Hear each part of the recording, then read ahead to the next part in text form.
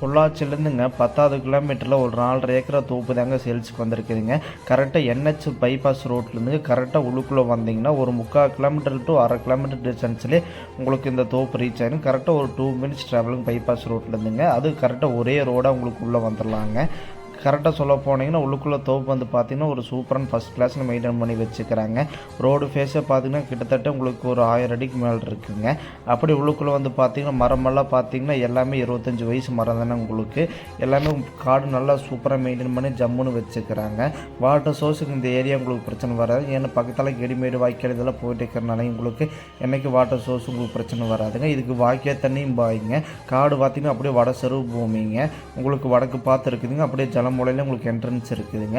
உள்ளுக்குள்ளே பார்த்தீங்கன்னா ஒரு சின்ன ஃபார்ம் ஹவுஸும் இருக்குதுங்க. வந்தால் தங்கிட்டு போகிற மாதிரி உங்களுக்கு ஒரு ஃபார்ம் ஹவுஸும் இருக்குதுங்க.